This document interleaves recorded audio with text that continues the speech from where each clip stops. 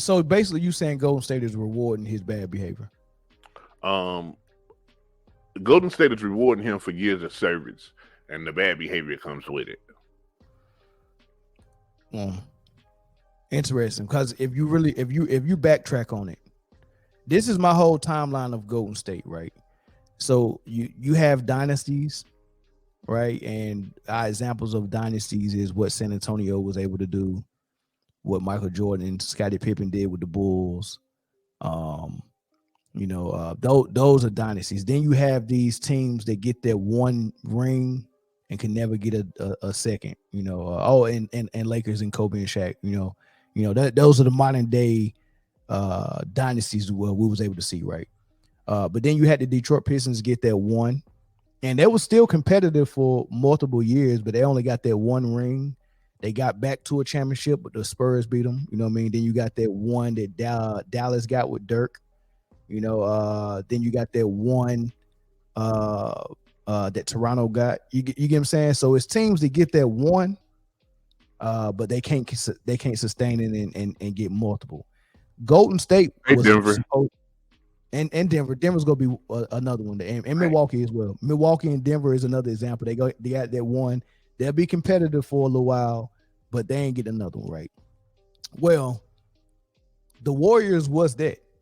The Warriors was supposed to get that one championship, and then you seen they got back just like the Detroit Pistons got back, right, and lost. And then after that, it was gonna be over.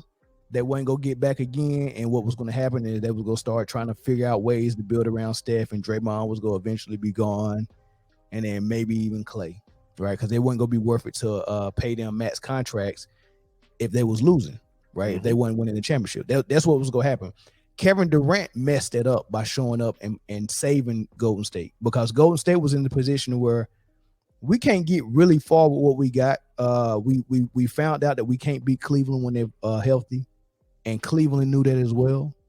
And they didn't have an opportunity to get nobody else that was really going to help them. That was going to have to re-sign Harrison Barnes, but Kevin Durant had to show up and save them, right? So they get two more, and then instead of what they was going to do was sign Kevin Durant and then give Draymond Green, pennies on the dollar maybe, or let him walk. They was go rebuild that team with Kevin Durant and Steph in mind. But then Kevin Durant left, did a signing trade. They was able to get D-Lo, which turned into Wiggins, and then they sucked, and then they got the number one pick in Wiseman, and they got Poole, and then somehow they ended up back in as a contender, right? Very lucky. It wasn't supposed to happen. Right. So I say all that to say this. Draymond Green ran Kevin Durant up out of there because he seen the writing on the wall that if they re-sign Kevin Durant, that's not going to be no money for me and Clay. And he didn't want, that was going to be his first big contract. So he didn't want to have to leave Golden State to get a contract, because he probably wasn't going to get another big contract with another team. So he knew his contract depended on Kevin Durant, and that's why him and Kevin Durant had that tension, and that's why he was blowing up at Kevin Durant like he did on national TV, and he ran Kevin Durant out of there. And then the same situation happened again with Jordan Poole, where Jordan Poole played so well that everybody in the building knew that they was about to offer him a big extension, which means Draymond wouldn't go get the money that he wanted, and also he plays the same position as Clay, so in a way, Jordan Poole was replacing both of them clowns. That caused more tension, and he ran Jordan Poole up out of there. And each time that he ran his competition out of there, he ended up getting the contract. The weirdest thing in the world to me, man, right? And they're going to keep rewarding. They keep tricking Joe Lacob and telling them we can't compete without Draymond. Like, why would you even say that? We can't compete without Draymond. And this is what you end up with. And I guarantee you, Jay, this is going to be one of the worst seasons Golden State had, man. They going to be trash. Draymond to me is Charles Oakley or Anthony Mason. Just just a guy. You know what I mean? That gives your team some edge, some daggone. But you can get everything that he gives you from a basketball standpoint from a guy that you could pay a lot less money. Facts. Everything that he gives you on the basketball court, you can get from 100 other guys. Right. So And they paying him top dollar for like he providing some type of offense. And here's another thing I thought about, right? Because they act like they just as important as Steph is. Like when you really think about it, like the way they talk about the core three, Steph, Dre, and Clay, first and foremost, they're alienating the rest of the team. And I think if you listen to the players that was on the team talk in interviews, if you listen to DiVincenzo in his interview and they asked him about Jordan Poole, he said how much he loved Jordan Poole. Like he was the closest to Jordan Poole on there. I think Gary Payton Jr. was really close to Jordan Poole. It's a divide on that team and in that locker room, and it's the core three, and then it's everybody else. And if you listen to everyone talk, the way they sound is like the core three is the championship foundation, and everybody else is just here to help the core three get a ring. mm-hmm. You get what I'm saying? And I'm like, man, this is the weirdest. This is the weirdest thing I ever seen on a team. And I know people like Michael Jordan kind of separated himself, but it was Michael Jordan, and it was only one guy.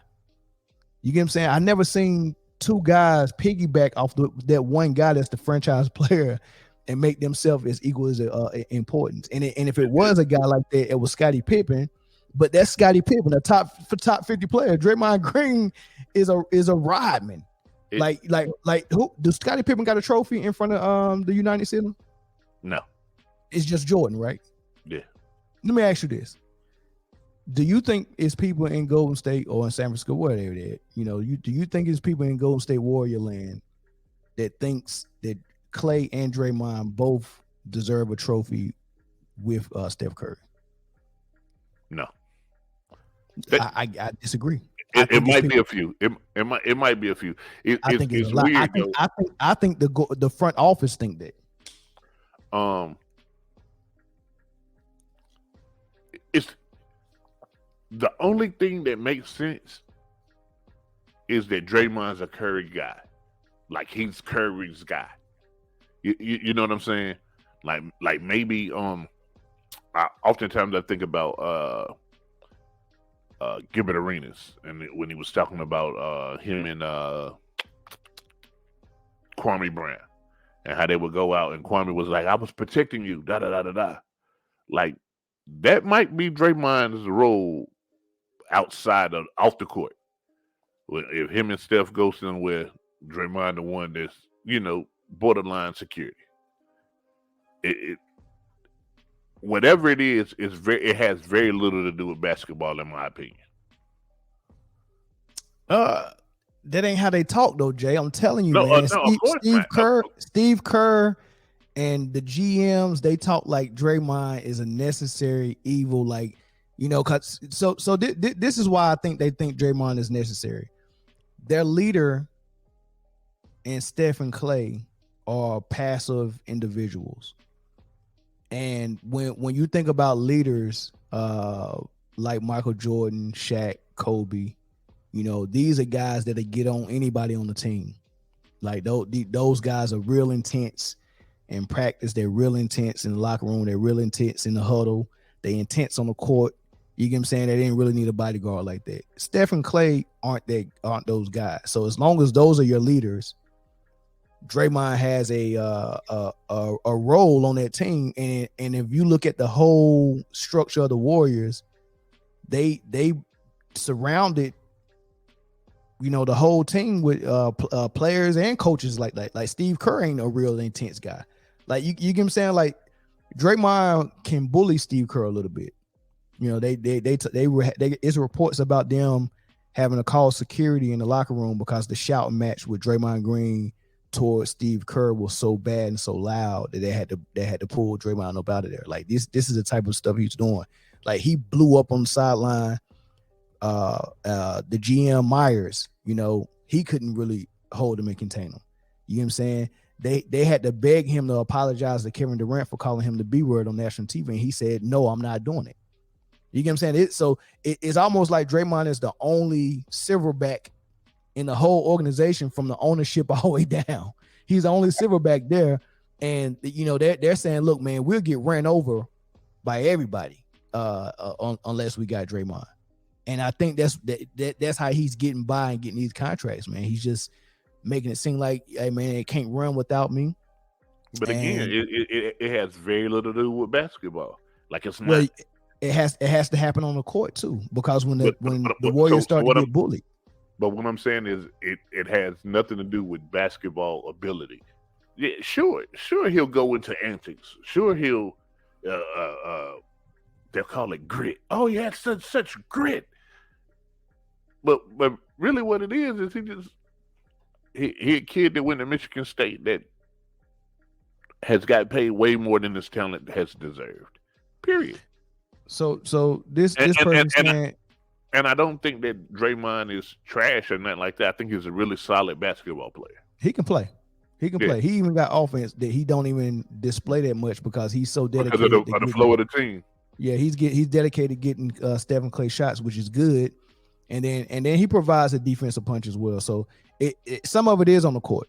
I got it, but it's not worth the contract that he's always asking for. He's asking for max type money. These are guys that they used to describe. Draymond is one of those guys they used to describe as glue guys. You remember that term, glue guys? Yeah. You know, they hold it together. They dive on the ground for a loose rebound. It's things that you won't see on the stat sheet. Yeah, but you don't give them 3 years, $130 million. Like you don't give those guys that kind of contract. Is what I'm saying. Yeah, like Rodman was not getting what Michael Jordan was getting. That's for sure. Charles Oakley wasn't getting it either. Udonis Haslem never got it either. You get what I'm saying? So like Draymond is doing Udonis Haslem, Charles Oakley, Dennis Rodman work, and he's not even doing it at the level of a Rodman. He's doing it at the level of a Haslem, and he's getting D-Wade money for it. What? You can put that on the shirt. You can put that on the shirt. And Darren Scott said this is true, but they win, so it's worth it. But the win ain't never on Draymond though. The win is okay. The first ring you can put it on all three of them, but that's the only one they was gonna get. The rest of them they got after that was on KD. They got two after that. That was on KD.